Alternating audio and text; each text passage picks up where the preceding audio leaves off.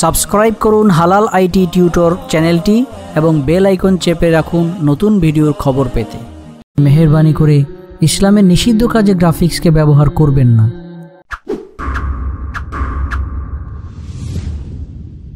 হালাল IT tutor, হালাল IT tutor. আসসালামু আলাইকুম ওয়া রাহমাতুল্লাহ। কেমন আছেন সবাই? আশা করছি সবাই ভালো আছেন।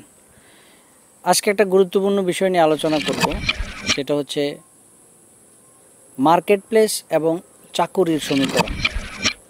মার্কেট প্লেস আর চাকুরি, এটার সমীকরণটা আসলে কি, এটা বোঝার জন্য আমরা চেষ্টা করব। মার্কেট প্লেস মানে হলো যেখানে অনলাইনে জব করা হয় এবং ফ্রিভাবে কাজ করা হয়, এবং ফ্রিভাবে কাজ যেই মাধ্যমে করা হয় সেটাই হচ্ছে একটা মার্কেট প্লেস। যেই কোম্পানির মাধ্যমে কাজ করা হয় তাকে মার্কেট প্লেস বলে। মার্কেট প্লেসের মধ্যে অনেক রকমের মার্কেট প্লেস আছে, এটা নিয়ে পরে একসময় আলোচনা করব। এটা আমরা ধরে নিই যে কোনো একটা মার্কেট প্লেস। আর চাকুরি বলতে আমরা যে লোকালি যে আলাদা জব করি, এক একজন এক এক সেক্টরে জব করি। কেউ হয়তো একটা কোম্পানির মধ্যে লেখালেখির কাজ করে, কেউ ওই কোম্পানির টাকা গুনার কাজ করে, কেউ কোম্পানির মার্কেটিংয়ের কাজ করে। কাজের ক্ষেত্রের কোনো অভাব নেই। তো ওগুলো হচ্ছে ফিক্সড একটা জব। সে ওই কোম্পানির আওতায় কাজ করে, ওই কাজ করার পরে মাসের শেষে সে বেতন পায়, অর্থাৎ এটাকে চাকরি বলে। আসলে চাকুরি জিনিসটার একটু এব্রিভিয়েশন রয়েছে, যেমন চাকর আর চাকুরি এই দুইটার মধ্যে কিন্তু মোটামুটি প্রায় একই রকম। কারোর আন্ডারে চাকরগিরি করা মানেই হচ্ছে চাকুরি। যদিও শুনতে খারাপ লাগে, কিন্তু একটু যদি ভালোভাবে খেয়াল করি তাহলে কিন্তু চাকর আর চাকুরি দুইটা কিন্তু প্রায় একই সূত্রে গাঁথা। এই জন্য আমাদেরকে মার্কেট প্লেস আর যে চাকুরির যে ক্ষেত্র রয়েছে সেটার সমীকরণকে আমাদের বুঝতে হবে। এটা বোঝার জন্য আমরা যদি একটু খেয়াল করি, আমরা এক একজন এক এক লাইনে পড়াশোনা করি। কেউ হয়তো সিভিল লাইনে পড়াশোনা করে, ইঞ্জিনিয়ারিং লাইনে পড়াশোনা করে, কেউ কম্পিউটার লাইনে পড়াশোনা করে, কেউ হয়তো জেনারেল লাইনে আর্টস কমার্স নিয়ে এরকমভাবে এইচএসসি বা ডিগ্রি পাস করে, কেউ আবার অনার্স মাস্টার্স করে ইংরেজিতে বা বিভিন্ন বিষয়ে।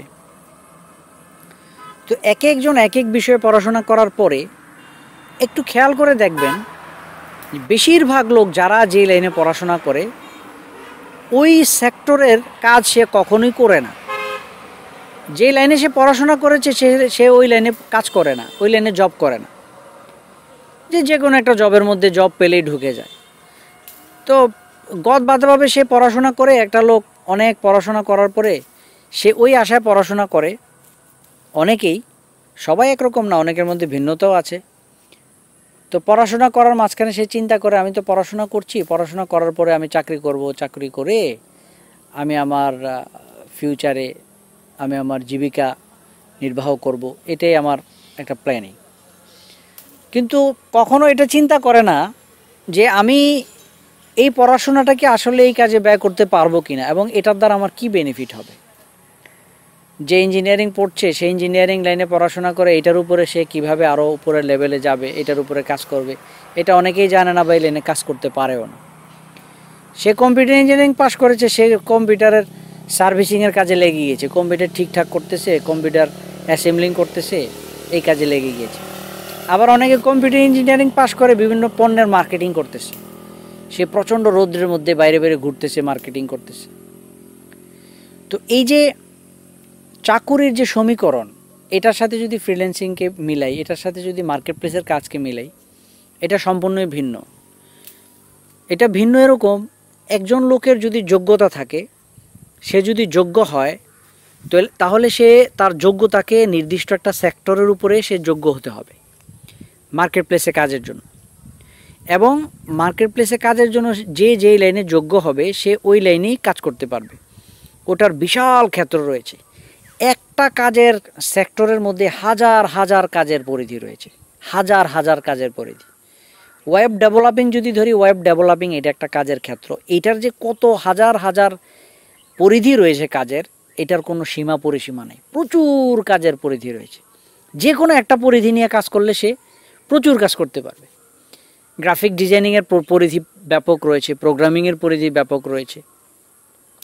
যাই হোক, এই পরিধির মান এবং কোনটার চাহিদা কেমন এটা নিয়ে পরে আবার আলোচনা হবে, এটা আমরা আস্তে আস্তে ওইদিকে যাব। কিন্তু বোঝার জন্য বলছি, আমরা জাস্ট এখন এটাই বুঝি যে লাইনে যোগ্য হবে ওই যোগ্যতাটা সে ওই লাইনে মার্কেট প্লেসের কাজের ক্ষেত্রে সে ব্যবহার করতে সক্ষম হবে। আর আমরা যে লাইনে চাকুরি করছি ওই চাকুরিটা আমরা আমাদের যে যোগ্যতা অর্জন করেছি যোগ্যতা অনুসারে চাকুরির মধ্যে আমরা কাজ করছি না বা করা হচ্ছে না বেশিরভাগ ক্ষেত্রে। সে মার্কেটিং লাইনে কাজ করছে, বাইরে সাবান বিক্রি করছে, আবার দেখা গিয়েছে যে সাবান বিক্রি করার মাধ্যমে সে তার জীবিকা নির্বাহ করছে, কিন্তু সে এই লাইনে সে পড়াশোনা করেনি, এইটার জন্য সে পড়াশোনা করেনি, আরও উন্নত লাইনে কাজ করার জন্য সে পড়াশোনা করেছে, কিন্তু এই লাইনে সে কাজ করছে না। সে চেষ্টা করেছে একদিকে, সে আরেক দিকে চলে গিয়েছে। এখন এটার কারণ কি? এটার কারণ আল্লাহই ভালো জানেন। এরকম অনেকের ক্ষেত্রেই এরকম হচ্ছে। আবার দেখা গিয়েছে যে সে নর্মাল লাইনে কাজ করছে, নর্মাল যে কোনো একটা সেক্টর নিয়ে কাজ করেছে, নর্মাল সাধারণ পড়াশোনা করেছে, হয়তো ডিগ্রি পাস করেছে।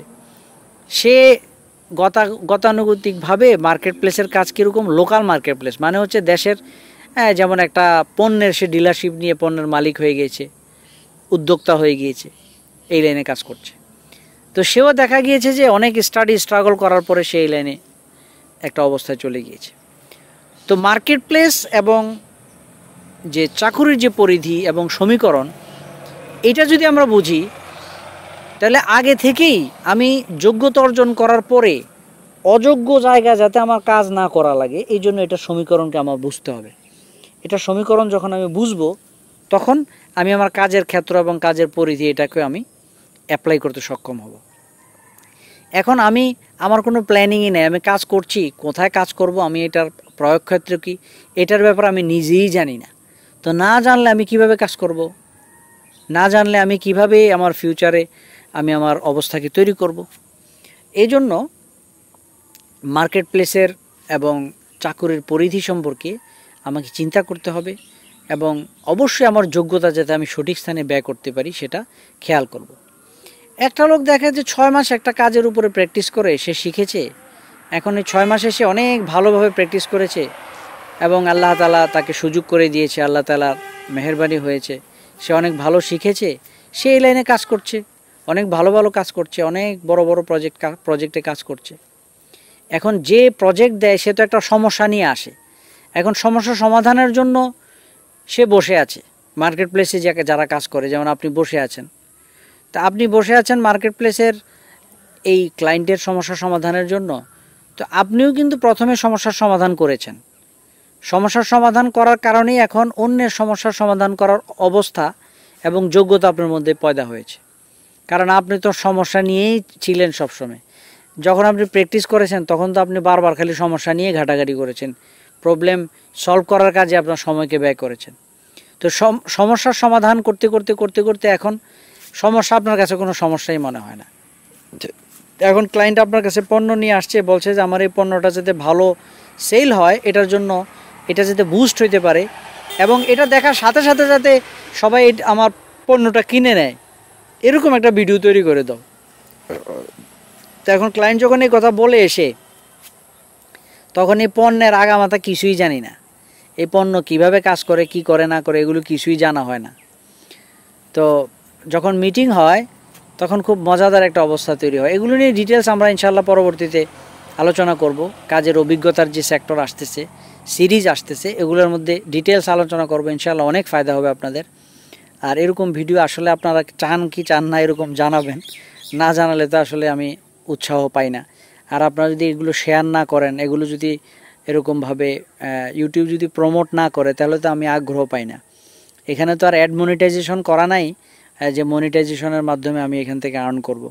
মনিটাইজেশন অফ আছে এবং ইনশাল্লাহ অফ রাখারই চিন্তা রেখেছি, যতক্ষণ পর্যন্ত আমি কনফার্ম না হব হালালভাবে হালাল অ্যাডের মাধ্যমে ইনকাম করা যায়, এটা যতক্ষণ কনফার্ম না হবো ততক্ষণ অফ থাকবে।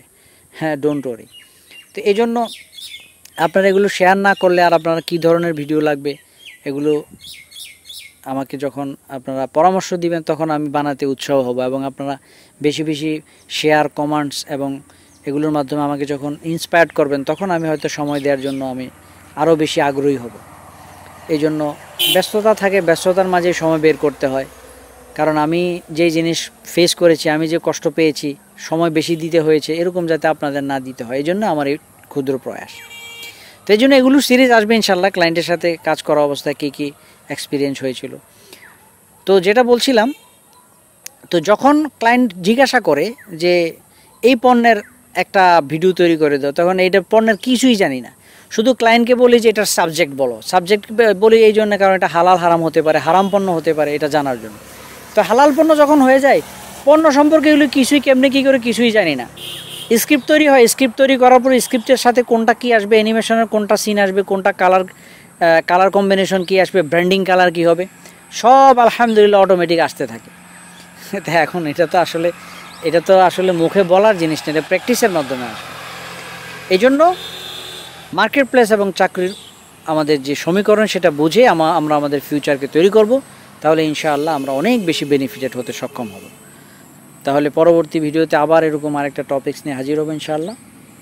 ভালো থাকবেন সবাই। আসসালামু আলাইকুম ওয়া রাহমাতুল্লাহ।